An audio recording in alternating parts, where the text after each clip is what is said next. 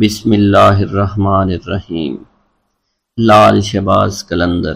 سندھ میں ہزاروں بزرگان دین، اولیاء اللہ اور صوفیاء کرام نے رشد و ہدایات اور فیوض و برکات کا سلسلہ جاری رکھا۔ انہی صوفیاء کرام میں حضرت لال شہباز قلندر رحمۃ اللہ علیہ کا نام چوٹی کے علماء کرام میں ہوتا ہے۔ پیارے دوستو، روایت میں آتا ہے کہ حضرت لال شہباز قلندر رحمۃ اللہ علیہ نے ظاہری علوم کی تکمیل کے بعد تصوف و معرفت کے علوم حاصل کرنے کے لیے مروان سے سبزوار کا سفر طے کیا اور وہاں سید ابراہیم ولی، جو کہ حضرت امام موسیٰ کاظم رحمۃ اللہ علیہ کی اولاد میں سے تھے، ان کی خدمت میں رہ کر آپ نے معرفت کے اعلیٰ منازل طے کیے۔ آپ رحمۃ اللہ علیہ کے مرشد نے آپ کی صلاحیتوں کو دیکھ کر خلافت کی دستار سے بھی نواز دیا۔ پیارے دوستو، اس کے بعد مختلف اولیاء کرام کے درگاہوں پر حاضری دی۔ آپ رحمۃ اللہ علیہ نے حج بیت اللہ کیا اور اس کے بعد آپ نے سندھ کے علاقوں کا رخ کیا۔ سندھ کا علاقہ حضرت لال شہباز قلندر کے لیے بالکل انجان تھا۔ آپ یہاں کی زبان اور ثقافت سے واقف نہیں تھے۔ سندھ تشریف لانے کے بعد ایک مقام پر آپ نے قیام کیا اور ایک دن عشاء کی نماز کے بعد ایک بڑا عجیب واقعہ پیش آیا۔ حضرت لال شہباز قلندر نے اپنے عقیدت مندوں کی موجودگی میں قلعہ کی جانب رخ کر کے فرمایا کہ بودلا، اب تم ہمارے پاس چلے آؤ۔ یہ سن کر آپ کے عقیدت مند بڑے حیران ہوئے کہ ہمارے ملک سے کس کو پکار رہے ہیں۔ پیارے دوستو، سکندر بودلا، جو کہ حاکم سیون کی قید میں تھا، کئی مہینے سے اسے دردناک سزائیں دی جا رہی تھی۔ ادھر آپ کی زبان مبارک سے یہ کلمات ادا ہوئے اور ادھر بودلا کا جسم اچانک زنجیروں سے آزاد ہو گیا۔ بودلا بڑی حیرانگی میں تھا کہ یکایک زندان کا دروازہ کھل گیا۔ بودلا کو اپنے مرشد کی آواز سنائی دے رہی تھی۔ بودلے نے بے اختیار نعرہ لگایا، میرا مرشد آ گیا۔ پیارو دوستو، تیزی سے اٹھا اور قید خانے سے باہر کی جانب جو ہے وہ دوڑنے لگا۔ آخر وہ میدان میں پہنچ گیا جہاں لال شہباز قلندر اور ان کے ساتھیوں نے قیام کیا ہوا تھا۔ بودلا سے مل کر حضرت لال شہباز قلندر نے اپنے مریدین کو بتایا کہ یہ تمہارا بھائی بودلا ہے۔ اسے حاکم سیون نے بہت تنگ کیا اور اس مظلوم کو ناحق طور پر جیل میں قید رکھا۔ انشاءاللہ حاکم بہت جلد عبرت ناک انجام کو پہنچے گا۔ پیارے دوستو، یہ اس وقت کی بات ہے جب سندھ میں لا قانونیت، ظلم و تشدد ہر طرف عام تھا۔ کوئی کسی کی فریاد نہیں سنتا تھا۔ اس وقت کا مقولہ آج بھی مشہور ہے، اندھیر نگری چوپٹ راج۔ لوگوں کو بے بس اور لاچار دیکھ کر ایک مجذوب جس کا نام سکندر بودلا تھا، وہ اکثر ایک نعرہ مستانہ لگایا کرتا تھا کہ میرا مرشد آنے والا ہے، ظلم کا زوال ختم ہونے والا ہے۔ سکندر بودلا سیستان کی پہاڑیوں میں عبادت اور ریاضت کرتا تھا۔ ایک رات سکندر بودلا نے خواب میں ایسی آواز سنی کہ ایک مرد قلندر آ رہا ہے جو تاریکی کو نور میں بدل دے گا۔ پھر اکثر ان بزرگ کی بات پر یہ کلمات جاری رہتے، میرا مرشد آ رہا ہے۔ پیارے دوستو، اس نعرے کو سن کر شہر کے لوگوں کے دلوں میں یہ دعا اٹھتی تھی کہ خدا کرے کہ ہمارا کوئی نجات دہندہ بڑی جلدی آ جائے، ہمیں راجہ کے ظلم سے بچا لے۔ مجذوب کی آواز ایسی کڑکدار تھی کہ راجہ کے گلے کے دیوار کو چیر کر اندر پہنچ جاتی تھی۔ رات کے اندھیرے اور سناٹے میں یہ پرسوز آواز جو ہے لوگوں کی نیندیں اڑا دیتی تھی۔ شروع میں تو راجہ اور لوگوں نے نعروں کو سن کر نظر انداز کیا، لیکن جب نعروں میں شدت بڑھتی گئی تو وہ بھی حق کے لیے اٹھ کھڑے ہوئے اور فلک شگاف نعروں نے راجہ کو غصہ دلا دیا، بلکہ راجہ خوف زدہ ہو گیا۔ راجہ نے اپنے سپاہیوں کو حکم دیا کہ اس کو فوراً گرفتار کر کے میرے سامنے پیش کیا جائے۔ راجہ کے سامنے سکندر بودلا کو پیش کیا گیا تو تب بھی آپ کی زبان پر یہی الفاظ سے میرا مرشد آنے والا ہے اور ظلم کا زوال ہونے والا ہے۔ راجہ یہ سن کر غضبناک ہو گیا۔ اس نے سکندر بودلا کو قید کروا دیا، لیکن قید خانے میں اس کے فلک شگاف نعرے بالکل بند نہیں ہوئے۔ راجہ رات بھر عذاب کی آگ میں جلتا رہا۔ صبح ہوئی تو اس نے اپنے وزیروں کو طلب کیا۔ وزیروں نے کہا کہ اس آدمی کی زبان کاٹ دی جائے۔ راجہ نے حکم دیا سکندر بودلا پر کوڑوں کی بارش کی جائے، اور پھر بھی یہی کہا کرتا تھا کہ میرا مرشد آنے والا ہے اور ظلم کا زوال ہونے والا ہے۔ سکندر بودلہ پر بے انتہا تشدد کیا گیا۔ سکندر بودلہ بار بار بے ہوش ہو جاتا تھا۔ اتنا تشدد کسی دیوار پر کیا جاتا تو وہ بھی بلک اٹھتی۔ راجا نے دیکھا دیوانہ سکندر بودلہ کڑے پہننے کے بعد جو کہ نہایت آسانی کے ساتھ ان کے پاس پہنچ چکا ہے، تو اس نے اپنے علاقے کو جادوگروں کو طلب کر کے انہیں حکم دیا کہ تم جا کر حضرت لال شہباز قلندر کا مقابلہ کرو۔ سیون پہ جادوگروں نے مقابلے سے پہلے ہی اپنی ہار مان لی اور کہنے لگے کہ انہیں ہرانا ہمارے بس کی بات نہیں۔ البتہ جادوگروں نے راجا کو مشورہ دیا اگر کسی طرح مسلمان درویش کے پیٹ میں حرام غذا داخل کی جائے تو اس کی ساری روحانی طاقت اور شکتیاں ضائع ہو جائیں گی، پھر ہمارے جادو کی طاقت اس پر غالب آ جائے گی۔ راجا نے ایک روز اس سے حرام جانور کا گوشت پکایا اور پکوان سجا کر مسلمان درویش حضرت لال شہباز قلندر کی خدمت میں بھجوا دیا۔ جب یہ پکوان حضرت لال شہباز کی خدمت میں پیش کیا گیا تو کھانا دیکھتے ہی قلندر رحمت اللہ علیہ کا چہرہ بالکل بدل گیا۔ آپ نے حکم دیا اس پکوان کو اٹھا دیا جائے اور آپ رحمت اللہ علیہ فرمانے لگے ہمارا خیال تھا کہ وہ کافر راجہ اتنی نشانیاں دیکھنے کے بعد ایمان لے آئے گا، مگر جس کی تقدیر میں ہلاکت بربادی لکھی جا چکی ہو اسے اللہ کے سوا کوئی نہیں ٹال سکتا۔ آپ کے اس عمل سے لرزہ طاری ہو گیا اور پھر دوسرے ہی لمحے زمین لرزنے لگی۔ سیون شدید زلزلے کی لپیٹ میں آ گیا۔ زمین نے 2-3 کروٹیں لی اور طاقت اور اقتدار کا سارا کھیل اچانک ہی ختم ہو گیا۔ ادھر لال شہباز قلندر کے سامنے کھانے کا خوان الٹا پڑا تھا، ادھر حاکم سیون کے قلعے کی بنیادیں الٹ چکی تھی۔ پیارے دوستو، اسی طرح ایک اور روایت میں آتا ہے کہ ایک مجذوب حضرت لال شہباز قلندر کا دیوانہ تھا۔ اس کو ساری دنیا میں حضرت لال شہباز قلندر سے زیادہ کوئی بھی پیار نہیں کرتا تھا۔ بادشاہ اس وقت اس بات سے جلتا تھا کہ میرے خلافت حضرت لال شہباز قلندر کے حق میں نعرے لگانے والا یہ کون ہے۔ اس نے اسے آدمی کو اپنے پاس بلوایا اور اسے حکم دیا کہ کیا تم ہی نعرے لگاتے پھرتے ہو؟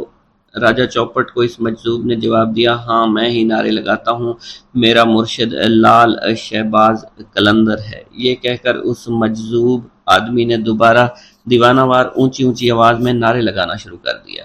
راجہ چوپٹ نے پوچھا تمہارا نام کیا ہے؟ اس نے کہا میرا نام سکندر بودلہ ہے۔ تو راجہ چوپٹ نے کہا کہ قلندر کے حق میں نعرے لگانا بند کرو۔ یہ سن کر بودلہ بہار کی آواز میں مزید شدت آ گئی اور اس راجہ کی بد دماغی اپنے عروج کو پہنچ چکی تھی۔ اس نے حکم دیا کہ مجھ سے بغاوت کرنے کے جرم میں اس آدمی کو ذبح کر کے پکایا جائے اور سب لوگ اس کا گوشت کھائیں۔ بادشاہ کا حکم ملتے ہی اس کے سپاہیوں نے سکندر کو جلا کر قتل کر دیا اور ایک بڑے دیگچے میں ان کا گوشت پکایا گیا اور سب لوگوں نے وہ گوشت کھا لیا۔ پیارے دوستو، ادھر لال شہباز قلندر رحمت اللہ علیہ دیوانہ وار دھمال ڈال رہے تھے۔ حضرت لال شہباز قلندر معمول کے مطابق بودلہ بہار پکار رہے تھے۔ انہوں نے جیسے ان کلمات کو پکارا تو مختلف روایت میں آتا ہے کہ جن جن لوگوں نے حضرت بودلہ کا گوشت کھایا تھا ان پر عجیب و غریب قہر طاری ہو گیا تھا۔ جو بوٹیاں وہ کھا چکے تھے ان کے منہ اور میدوں سے نکل کر لال شہباز قلندر کے پاس آ گئیں۔ ساری بوٹیاں جمع ہونا شروع ہو گئیں۔ جب بوٹیوں کے تمام اعضاء جمع ہو گئے تو ان اعضاء نے ایک جسم کی شکل اختیار کر لی اور اس جسم نے بھی دھمال ڈالنا شروع کر دی۔ تھوڑی دیر کے بعد وہ جسم دوبارہ ٹکڑے ٹکڑے ہو گیا۔ پیارے دوستو، یہ منظر دیکھ کر راجہ گھبرا گیا تو لال شہباز قلندر نے چوپٹ راجہ سے پوچھا تو نے میرے مرید کو شہید کیوں کیا؟ تو نے ایسا کام کیوں کیا؟ تو راجہ نے گھبراتے ہوئے بولا کہ اس آدمی کو میں نے اس لیے قتل کروایا ہے کیونکہ میرے قلعے کی دیوار میں ایک کھڑکی ہے جہاں اکثر میری بیٹی بیٹھا کرتی ہے، وہ اپنے بالوں کو سنوارتی ہے، اس کے بالکل سامنے یہ آدمی رہتا تھا۔ یہ میری بیٹی کا عاشق ہو گیا، مجھے علم ہوا تو میں نے رسوائی سے بچنے کے لیے اس آدمی کا قتل کرا دیا۔ پیارے دوستو، یہ سن کر لال شہباز قلندر نے راجہ سے کہا تمہیں اس کا خمیازہ بھگتنا پڑے گا، مگر راجہ لال شہباز قلندر کو دھمکاتے ڈراتے اپنے محل کی جانب چلا گیا۔ پھر لال شہباز قلندر نے اپنے مرید کی یاد میں بے تحاشا روئے۔ آپ نے راجہ چوپٹ کو بد دعا دی، جس سے راجہ کا کلٹ ہمیشہ کے لیے الٹ گیا۔ حضرت لال شہباز قلندر کا ملتان میں قیام۔ ملتان میں قیام کے دوران چونکہ ماہ رمضان کا مہینہ تھا تو ایک جگہ افطاری کا وقت قریب ہو گیا۔ سب نے مشورہ کیا کہ افطاری اسی جگہ پر کی جائے۔ چونکہ افطاری میں کافی وقت تھا تو آپ کے ساتھیوں میں سے کوئی پانی لینے کے لیے چلا گیا، کوئی جنگل میں لکڑیاں اکٹھی کرنے کے لیے چلا گیا۔ تھوڑی سی گندم آپ کے پاس موجود تھی جو حضرت لال شہباز قلندر رحمۃ اللہ علیہ نے پسوانے کے لیے رکھی ہوئی تھی۔ آپ اس گندم کو لے کر روانہ ہوئے۔ اس دور میں روایت کے مطابق یہ تھا کہ گھریلو عورتیں معاوضہ لینے کے بدلے میں گھر کی چکی میں گندم پیس دیا کرتی تھی۔ حضرت لال شہباز قلندر اس مقصد کے تحت ایک گھر کے قریب پہنچے جہاں پر آپ نے دیکھا ایک عورت اپنے گھر میں گندم پیس رہی تھی۔ اس عورت نے جب لال شہباز قلندر کو دیکھا تو وہ آپ کے حسن و جمال پر مائل ہو گئی، آپ پر دیوانہ وار عاشق ہو گئی۔ حالانکہ وہ عورت شادی شدہ تھی مگر پھر بھی اس کی نیت میں فطور آ گیا۔ وہ وہاں سے اٹھی، دروازے پر آ کر آپ سے پوچھنے لگی، آپ کس مقصد کے تحت میرے دروازے پر کھڑے ہیں؟ آپ نے اپنی گندم اس عورت کے حوالے کر دی اور کہنے لگے کہ میں آپ سے یہ گندم پسوانا چاہتا ہوں۔ وہ عورت گندم لے کر اپنے صحن میں واپس آ گئی اور گندم پیسنے لگی، لیکن اس عورت کی نیت بہت خراب تھی۔ اس نے گندم پیستے وقت لال شہباز قلندر کی طرف دیکھنا شروع کیا اور مسکرا کر بار بار آپ کی طرف متوجہ ہونے لگی۔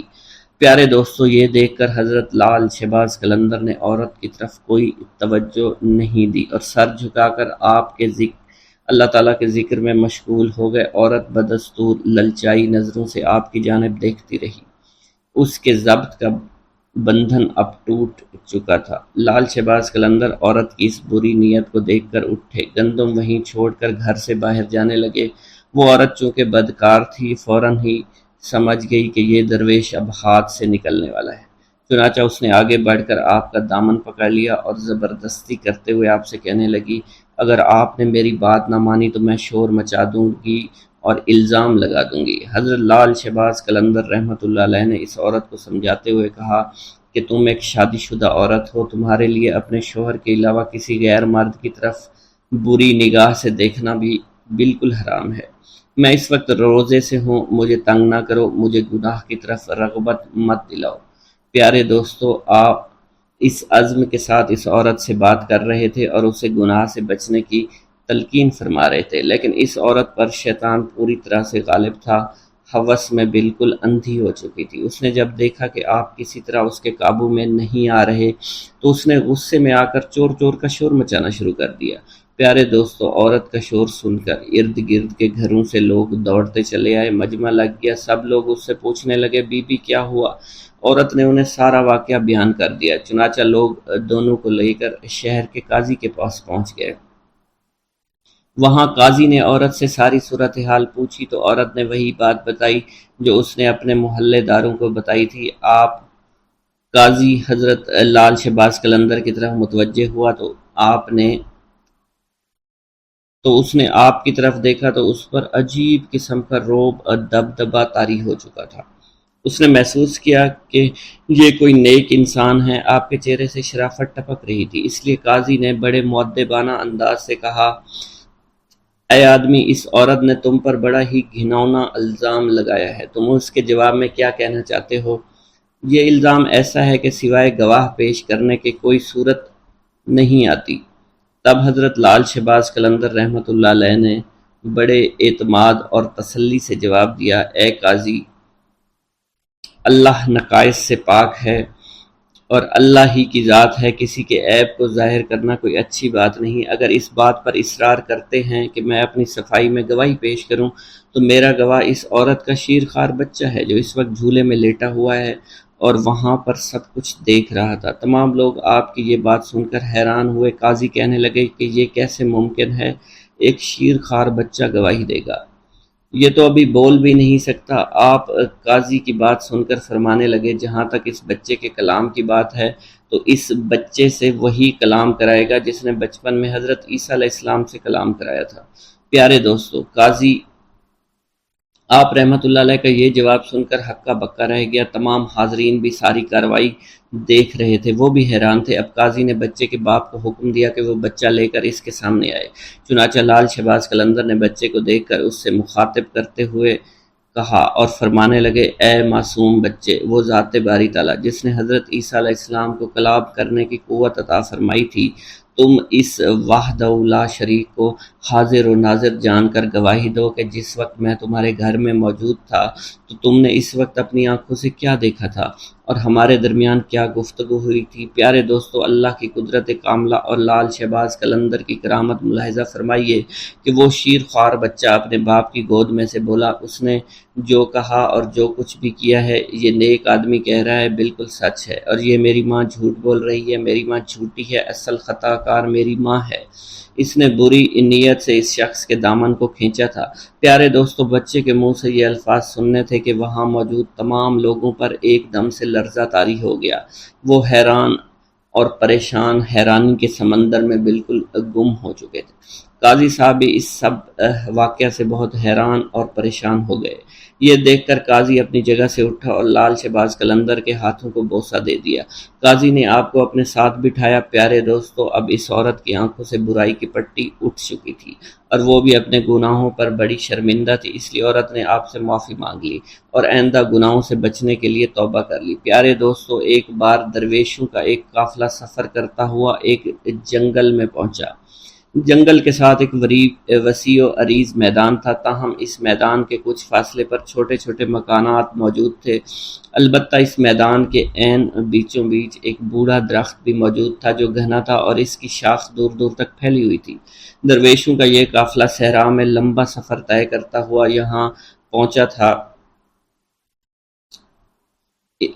قافلے کے سردار نے انتہائی عاجزی سے اپنے عقیدت مندوں سے کہا، ٹھہر جاؤ، ہماری منزل آ گئی ہے، ہمیں یہیں ٹھہرنا ہے۔ عقیدت مندوں کے قدم یوں ساکت ہو گئے جیسے کبھی متحرک ہی نہیں تھے۔ ایک مرید خاص نے اپنے رہنما سے پوچھا، یا حضرت، ہمارا قیام اس میدان میں کس جگہ پر ہوگا؟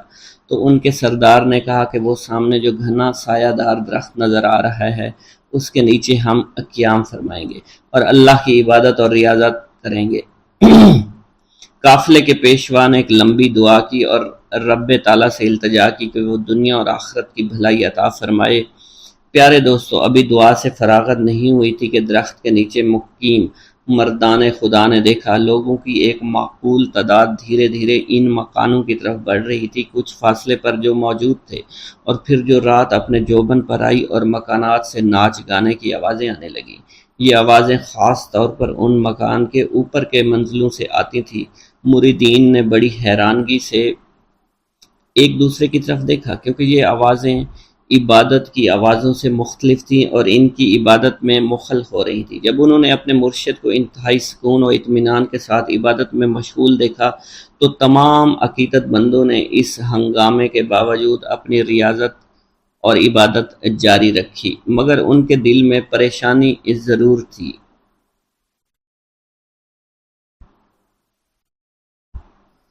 آدھی رات کے بعد سب آہستہ آہستہ واپس جانے لگے، شور شرابہ تھم گیا، ناچ گانے کی آوازیں دم توڑ گئیں۔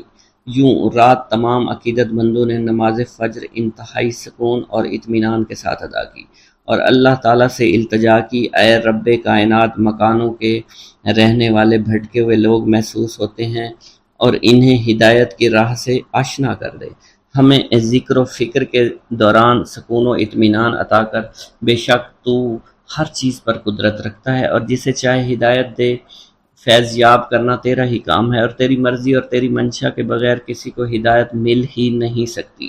پیارے دوستو، جب سورج نے اپنی حرارت سے زمین کو گرمانا شروع کیا تو ان مکانوں کے مکین باہر نکلنا شروع ہوئے۔ تو مردان درویش میں سے دو آدمی ان کے پاس گئے تاکہ پتہ کر سکیں کون لوگ ہیں، ان کا تعلق کس مذہب سے ہے، ان کا معاش کیا ہے۔ معلوم ہوا کہ وہاں پر زیادہ تر ہندوؤں کی تعداد تھی، جن میں کثیر تعداد بازاری عورتوں کی تھی جن کا ذریعہ معاش ناچ گانا بدکاری تھا۔ وہاں رات ہوتے ہی ادھر ادھر کے عیاش پسند لوگ آ جاتے، گناہوں بدکاریوں کا بازار گرم کرتے اور صبح تک جیبیں خالی کر کے گھروں کو لوٹ جاتے، اور یہ صورتحال کئی سالوں سے جاری تھی۔ بازاری عورتوں کی سرپرستی وہاں کے بدگماش ہندو کیا کرتے تھے اور باقاعدہ طے شدہ بھتہ بھی وصول کرتے۔ ان تمام صورتحال کا علم ان مسلمانوں کو ہو گیا جو انتہائی قلیل کردار میں وہاں رہتے تھے، لیکن وہ اس بارے میں کچھ نہیں کر سکتے تھے۔ وہاں کے رہائشی مسلمانوں کو جب اللہ کے ولی کی آمد کا علم ہوا، وہ دوڑے چلے آئے ان کے ڈیرے پر اور ان سے مؤدبانہ درخواست کی، ہم لوگ ان بازاری عورتوں اور ان کے سرپرست ہندوؤں سے بہت تنگ ہیں، ہمارے پاس اتنے وسائل نہیں، ہم یہاں سے چلے جائیں، اگر ہمارا بس چلے تو ہم ایک لمحے کے لیے یہاں نہیں ٹھہریں گے، مگر ہماری تنگ دستی اور ہماری مجبوریاں ہمارے آڑے آ رہی ہیں۔ آپ لوگوں کو ہمارا مشورہ ہے کہ آپ یہاں سے کسی اور جگہ چلے جائیں، کیونکہ یہ جگہ آپ جیسے خدا پرست لوگوں کے قابل نہیں ہے، اور آپ کی کوئی مجبوری بھی نہیں ہے، اور نہ ہی آپ کے آبائی مکانات یہاں موجود ہیں۔ آپ کو جہاں بھی چاہیں آپ ڈیرہ ڈال سکتے ہیں، آپ یہاں پر عبادت ریاضت پرسکون طور پر کبھی نہیں کر سکیں گے۔ ہم خود یہاں پر بہت زیادہ تنگ ہیں، ہم نہیں چاہتے کہ آپ جیسے نیک دل لوگ اس قدر ناپسندیدہ ماحول میں رہیں اور خواہ مخواہ تنگ اور پریشان ہوں۔ آپ کی پریشانی ہم سے دیکھی نہیں جائے گی، ہمیں اس بات کا بہت زیادہ دکھ پہنچے گا۔ پیارے دوستوں، مریدین نے بھی اپنے مرشد سے کسی قسم کے جذبات و احساسات کا اظہار کرنا شروع کر دیا، اور اس طرح کہ یا حضرت اس قدر غیر پاکیزہ ماحول میں ہم اپنی عبادات کیسے کریں گے، اور یہاں کے مسلمانوں کا مشورہ بے انتہائی مناسب اور درست ہے کہ ہمیں یہاں سے کہیں دور چلے جانا چاہیے۔ یہ مشورہ سننے کے بعد مریدین نے کہا کہ مرشد کے چہرے پر جلال اور آنکھوں میں ایک اندھی چمک پیدا ہو گئی۔ انہوں نے پہلے تو اللہ اکبر کا نعرہ لگا، پھر کلمہ استغفار پڑھا، اس کے بعد اپنے عقیدت مندوں سے فرمایا، تم لوگ یہ مت سمجھو کہ ہم یہاں پر عارضی طور پر قیام کرنے کے لیے آئے ہیں، ہم یہاں پر بڑا لمبا عرصہ قیام کریں گے۔ تم لوگ بخوبی جانتے ہو کہ جہاں اندھیرا ہوتا ہے چراغ اور شمع کی ضرورت وہیں پڑتی ہے، اور مسلمان تو شمع کی مانند ہوتے ہیں، ان کی حیثیت چراغ کی طرح ہوتی ہے، اور جہاں اندھیرا نظر آتا ہے وہاں اجالا کرنے کے لیے پہنچ جاتے ہیں۔ ان بھٹکے ہوئے لوگوں کو خدا کی راہ پر لانا ہمارا اولین فرض ہے۔ ہم یہاں کے لوگوں کو ناپاکی سے دور کر کے دم لیں گے، بگڑے ہوئے مردوں عورتوں کی اصلاح کریں گے، اللہ تعالیٰ کی مدد سے اس علاقے کی تمام تر گمراہی کو دور کریں گے۔ وہ دن ضرور آئے گا جب یہاں پاکیزگی کی خوشبو چاروں طرف پھیل جائے گی، وحدانیت کا نور پھیلے گا اور تمام قسم کی خرافات کا کلا کما ہو جائے گا۔ پیارے دوستو، آپ کے بتاتے چلیں کہ ان مرشد کا نام حضرت لال شہباز قلندر تھا، اور وہ سندھ کی دھرتی پر تشریف لائے تھے، اور انہوں نے سندھ کی دھرتی کو تمام برائیوں سے پاک کیا اور اللہ تعالیٰ کی وحدانیت کا نور ہر جگہ پھیلا دیا۔ ناظرین کرام، ایک دفعہ حضرت لال شہباز قلندر رحمۃ اللہ علیہ کہیں تشریف لے کے جا رہے تھے کہ اچانک آپ کو راستے میں ایک بندر والا مداری دکھائی دیا جو کہ کھیل تماشے دکھا رہا تھا۔ حضرت لال شہباز قلندر رحمۃ اللہ علیہ اس کے قریب گئے اور اس سے پوچھا، تم کون ہو؟ کہنے لگا، میں قلندر ہوں۔ اس دور میں تماشا دکھانے والے کو قلندر کہا جاتا تھا۔ اس نے آپ سے بے ساختہ کہہ دیا کہ آپ کون ہیں؟ تو آپ نے بھی مسکرا کر کہا کہ میں بھی قلندر ہوں۔ حضرت لال شہباز قلندر رحمۃ اللہ علیہ مسکرا دیے۔ وہ مداری والا آپ کو مسکراتا دیکھ کر بڑا حیران ہوا کہ آپ اس کی بات سن کر کیوں مسکرائے ہیں۔ وہ آپ سے پوچھ بیٹھا، آپ کون ہیں؟ تو سرکار حضرت لال شہباز قلندر نے فرمایا کہ میں بھی قلندر ہوں۔ وہ مداری کا تماشا دکھانے والا حیران ہوا اور کہنے لگا، آپ کے پاس نہ ریچھ ہے، نہ بندر ہے، نہ ڈگڈگی ہے، آپ کیسے تماشا دکھاتے ہیں؟ لال شہباز قلندر نے فرمایا، پہلے تم تماشا دکھاؤ، اس کے بعد ہم تماشا دکھائیں گے۔ آپ کا یہ فرمان سن کر ریچھ والے نے ڈگڈگی اٹھائی اور بجانے لگا۔ اس کی ڈگڈگی کی آواز سن کر بندریا یا اس کا ریچھ ناچنے لگا۔ اس نے کہا کہ اب آپ دکھائیے کہ ہم بھی تو دیکھیں آپ کون سا تماشا دکھانے لگے ہیں۔ حضرت لال شہباز قلندر اس کی بات سن کر دو درختوں کی ٹہنی پر کھڑے ہو گئے۔ اس سے کہا، نیچے سے گزر جاؤ، مگر یاد رکھنا آگے جا کر واپس مت پلٹنا۔ جب وہ تماشا دکھانے والا مداری آپ کہ نیچے سے گزرا تو نظارہ بدل چکا تھا۔ وہ نہ سورج سامنے تھا، نہ دھوپ، نہ گرد و غبار، بلکہ سامنے بہت خوبصورت نظارے تھے، بہت خوبصورت پہاڑ تھے، بہت خوبصورت وادیاں تھیں، سرسبز اور شاداب وادیاں۔ موسم نہ گرم زیادہ تھا نہ ٹھنڈا زیادہ تھا۔ وہ تماشا دکھانے والا اسی سوچ میں تھا۔ اس نے سامنے دیکھا کہ ایک بہت بڑا لشکر گھوڑوں پر سوار اس کی طرف آ رہا ہے۔ اس نے لشکر کو دیکھ کر سوچا کہ آج تو جان چلی گئی۔ بہرحال لشکر اس کے پاس پہنچا، اس میں سے سپہ سالار باہر آیا۔ تماشا دکھانے والا شخص کہتا ہے کہ بادشاہ سلامت، آپ کہاں غائب ہو گئے تھے؟ ہم آپ کو کب سے ڈھونڈ رہے ہیں۔ آپ کی سلطنت آپ کا انتظار کر رہی ہے، سلطنت کے لوگ آپ کے انتظار میں ہیں اور ملکہ کا رو رو کر برا حال ہو چکا ہے۔ آپ ہمارے ساتھ چلیے۔ اب وہ تماشا دکھانے والا آدمی گھوڑے پر سوار ہو کر ان کے ساتھ چل دیا۔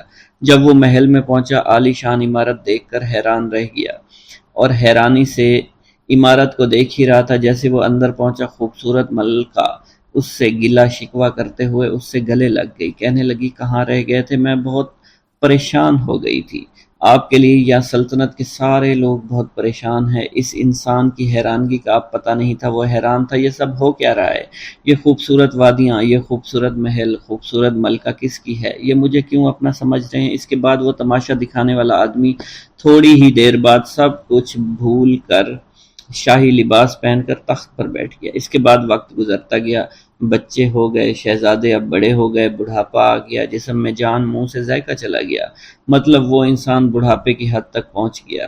ایک دن وہی شخص اپنی سلطنت میں دریا کے کنارے بیٹھا سوچ رہا تھا کہ میرے ساتھ کیا ہوا تھا۔ اسی جستجو میں وہ شخص وہاں پہنچا جہاں کے درخت یا اس کی ٹہنی کے پاس سے وہ گزرا تھا۔ اس نے دیکھا کہ وہ درخت آج بھی وہاں موجود ہے۔ اس کو خیال آیا چلو دیکھتے ہیں اس کے باہر کیا ہے اور میرے ساتھ آخر ہوا کیا تھا۔ وہ انسان ان درختوں کے نیچے سے جیسے ہی گزرا، وہ سارے کا سارا ماحول پھر سے بدل گیا۔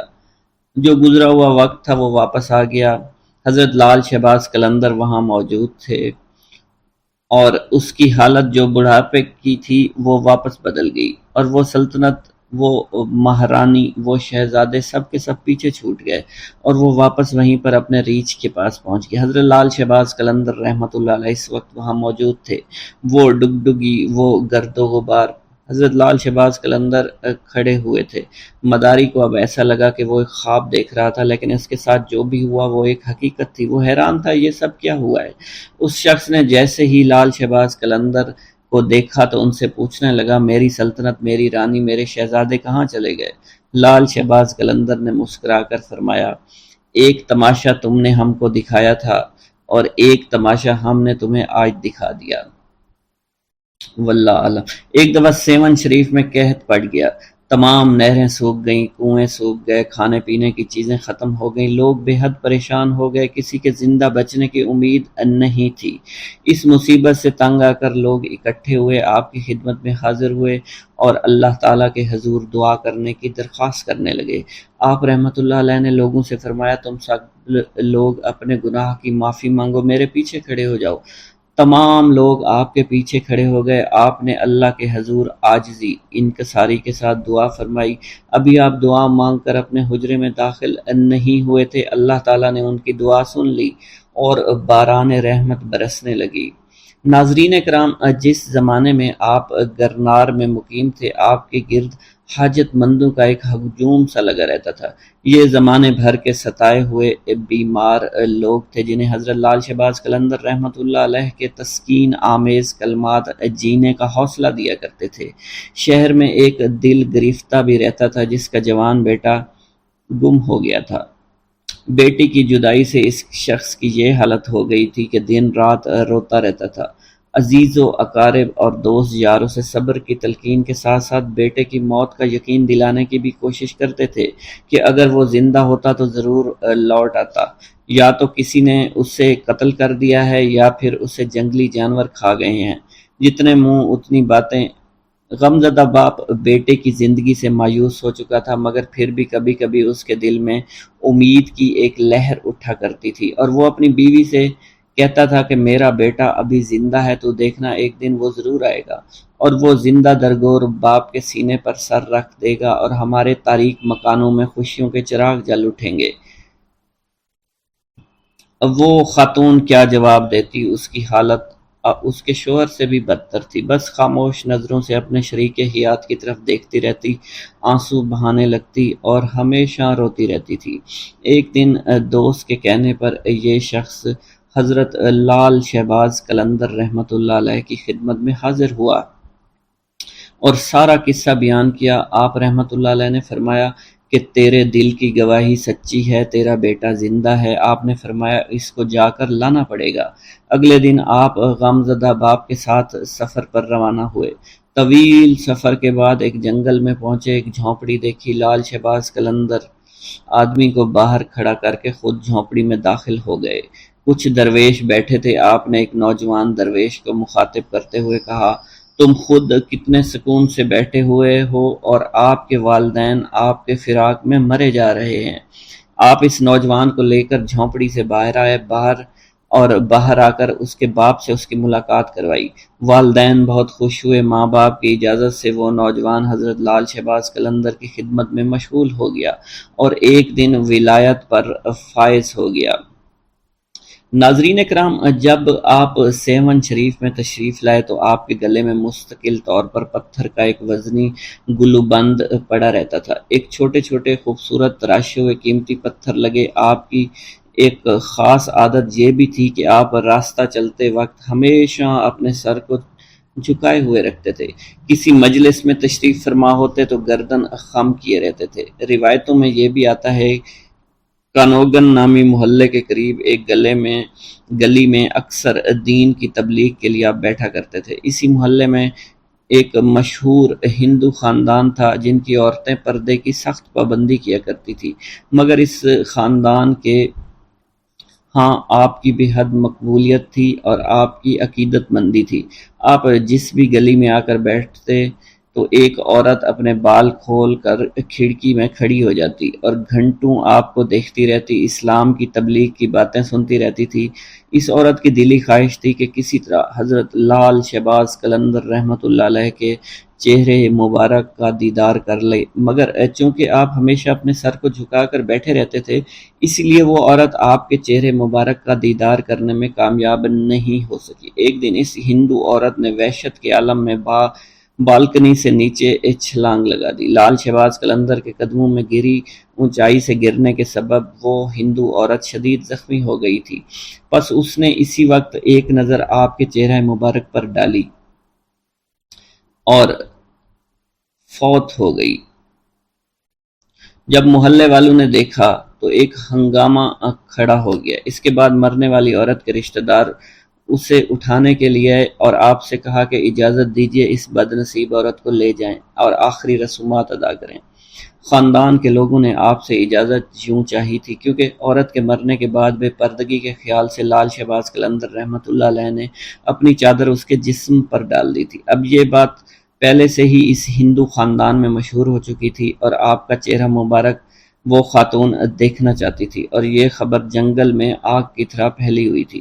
جب لوگوں نے آپ سے پوچھا تو آپ نے بے ساختہ فرمایا کہ مجھ سے کیا چاہتے ہو، یہ تمہاری امانت ہے، جہاں چاہو اسے لے جاؤ۔ اب رشتہ داروں نے زمین سے لاش کو اٹھانے کی کوشش کی، مگر وہ لاش ان لوگوں سے اٹھ نہیں سکی۔ لاش بے حد وزنی تھی، جس کے بعد 15 سے 20 افراد نے لاش کو اٹھانے کے لیے زور لگانا شروع کر دیا، مگر لاش تو زمین سے جیسے چپک گئی تھی۔ حضرت لال شہباز قلندر نے جب ان لوگوں کی پریشانی دیکھی تو لاش کے پاس آ کر فرمایا، اگر تم شہر کے تمام لوگوں کو بھی جمع کر کے لے آؤ تب بھی یہ لاش نہیں اٹھ پائے گی۔ اس عورت کے رشتہ داروں نے یہ سنا تو دنگ رہ گئے۔ پھر ان میں سے ایک نے پوچھا، آخر اس عورت سے کیا گناہ سرزد ہو گیا، اسے حضور معاف فرما دیں تاکہ اسے یہاں سے لے جا سکیں۔ آپ نے جلال کے عالم میں فرمایا، بات ثواب اور گناہ کی نہیں ہے، بات صرف اتنی ہے کہ عورت کے جسم میں جلنا نہیں ہے، یعنی تم لوگ اس کے جسم کو جلا نہیں سکتے۔ ایک نہایت عجیب اور غریب صورتحال پیدا ہو گئی تھی۔ پوچھا پھر ہم کیا کریں، جس پر حضرت لال شہباز قلندر نے سکوت آمیز لہجے میں فرمایا وعدہ کرو تم سب اسے دفن کرو گے تو یہ لاش اٹھ جائے گی۔ ہندوؤں نے وعدہ کیا، جس کے بعد اس عورت کی ارتھی اٹھنے کی بجائے جنازہ اٹھا۔ اس عورت کو مسلمان طریقے سے دفن کیا گیا۔ اس عورت کی قبر سیون شریف میں آج بھی موجود ہے، جسے ہندو مہذب دنیا کے لوگ دور دور سے دیکھنے آتے ہیں۔ آج بھی سیون میں آتے ہیں اور اس کے موقع پر جو مہندی اٹھتی ہے اس عورت کی قبر سے اٹھائی جاتی ہے اور مختلف علاقوں سے گزرتی ہوئی حضرت لال شہباز قلندر رحمۃ اللہ علیہ کی درگاہ پر آتی ہے۔ حضرت لال شہباز قلندر کے نام سے دولت پانے والی بزرگ ہستی کا نام ان کے والد ماجد نے سید عثمان رکھا تھا، مگر بعد میں انہوں نے لال شہباز قلندر رحمۃ اللہ علیہ کے نام سے اس دنیا میں شہرت پائی۔ آپ کی ولادت آذربائیجان کے گاؤں عمر بند میں ہوئی۔ آپ کا سلسلہ نسب حضرت امام جعفر صادق رضی اللہ تعالی عنہ سے جا ملتا ہے۔ جس طرح ہندوستان میں حضرت خواجہ غریب نواز معین الدین چشتی اجمیری رحمۃ اللہ علیہ کی وجہ سے اجمیر کو خاص شناخت حاصل ہوئے، اسی طرح سندھ میں سیون شریف کو حضرت لال شہباز قلندر رحمۃ اللہ علیہ کی وجہ سے غیر معمولی عظمت حاصل ہے۔ بسم اللہ الرحمن الرحیم۔ حضرت بو علی قلندر سے ملاقات۔ زندگی بھر عشق کی لو تیز رکھنی چاہیے تاکہ روشن جاویداں راہ عدم ہوتا رہے۔ دہلی میں قطب الاقطاب حضرت قطب الدین بختیار کاکی اوشی کی جانب سے باطنی اشارہ پا کر حضرت لال شہباز قلندر پانی پت حضرت شیخ شرف الدین بو علی قلندر کی خدمت میں حاضر ہوئے اور عرصہ تک ان کی صحبت سے فیض یاب ہوتے رہے۔ حضرت بو علی قلندر کی صحبت سے قلندری نسبت و طریقت کے بہت سے اسرار و رموز آپ پر ظاہر ہوئے۔ حضرت لال شہباز قلندر نے حضرت شیخ شرف الدین بو علی قلندر کی خدمت میں رہ کر حصول فیض کیا تو ایک دن حضرت شیخ شرف الدین بو علی قلندر نے فرمایا، اے عثمان، تم ہمارے دوست ہو، تم سے ہمیں خصوصی لگاؤ ہے، تمہاری منزل آسان ہو چکی ہے، تمہارے راستہ میں کوئی رکاوٹ نہیں ہے، ہم ضرور تمہیں اس سرزمین پر رہنے کا حکم دیتے، لیکن چونکہ اس علاقہ میں پہلے ہی بہت سے قلندر موجود ہیں، اس لیے سرزمین سندھ کو تم جیسے قلندر کی سخت ضرورت ہے، وہاں کے لوگوں کو تمہاری رہنمائی اور رہبری کی ضرورت ہے، اس لیے بہتر یہی ہے تم سندھ چلے جاؤ، سندھ وارد ہونے سے پہلے ملتان تشریف لے جانا، اس کے بعد سندھ میں اپنے مستقل ٹھکانے کی تلاش میں نکل پڑنا اور سندھ کے لوگوں کو اپنے روحانی فیض سے نوازنا۔ میں امید کرتا ہوں سرزمین سندھ میں بسنے والے اللہ کے بندے تمہاری صحبت سے ضرور فیض یاب ہوں گے۔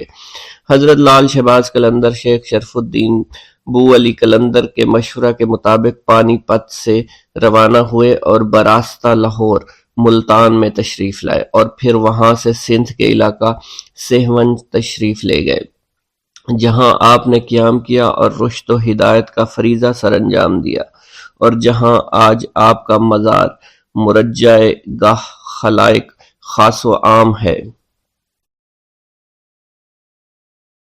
حضرت جلال الدین سرخ بخاری سے حاکم بخارا نے برسر عام معافی مانگی اور اب بیٹی کا نکاح آپ سے کر دیا۔ حاکم بخارا کی بیٹی سے شادی کے بعد حضرت سید جلال الدین سرخ بخاری اور حضرت لال شہباز قلندر کچھ دنوں تک اس تاریخی شہر میں سکونت پذیر رہے اور مختلف صاحبان معرفت سے کسب فیض حاصل کرتے رہے۔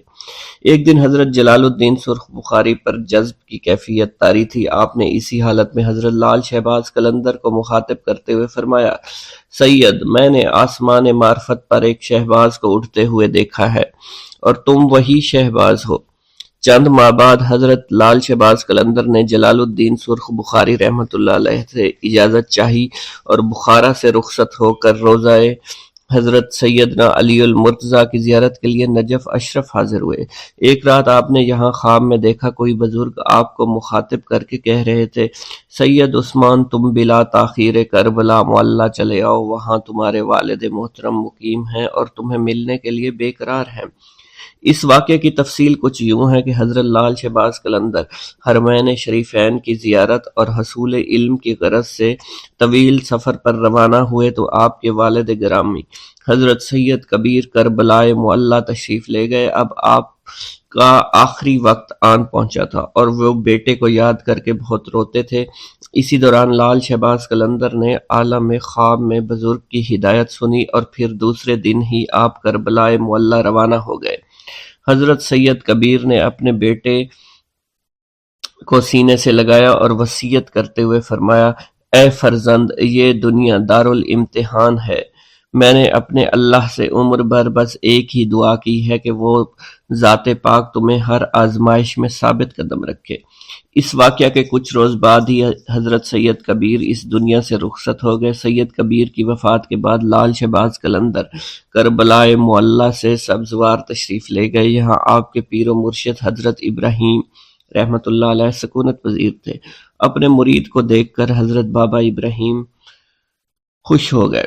سید، تم سے ملاقات کے لیے ہی اللہ تعالیٰ نے مجھے زندہ رکھا تھا۔ لال شہباز قلندر آپ دیدہ ہو گئے۔ شیخ محترم، ابھی سالہ سال آپ کا سایہ ہمارے سروں پر قائم رہے گا۔ حضرت بابا ابراہیم نے فرمایا، نہیں سید، فرشتہ اجل میرے دروازے پر آن پہنچا ہے، بس اندر آنے کی دیر ہے۔ یہ فرما کر بابا ابراہیم نے اپنے پیر و مرشد کا خرقہ اور دیگر تبرکات لال شہباز قلندر کے حوالے کیے اور فرمایا، میرے پاس تمہارا جتنا خرقہ تھا تمہیں مل گیا۔ جب میں دنیا سے گزر جاؤں تم جمال شاہ مجرد کی خدمت میں حاضر ہو جانا، وہی تمہاری تکمیل فرمائیں گے۔ حضرت لال شہباز قلندر مرشد کی جدائی کے تصور سے بہت ہی رنجیدہ اور ملول تھے، مگر وقت معلوم کسی کو ٹالے نہیں ملتا۔ چند روز کے بعد حضرت بابا ابراہیم بھی دار فنا سے دار بقا کی طرف کوچ کر گئے۔ والد گرامی سید کبیر کے انتقال کے بعد یہ دوسرا المناک سانحہ تھا جسے حضرت لال شہباز قلندر نے بڑی شدت سے محسوس کیا۔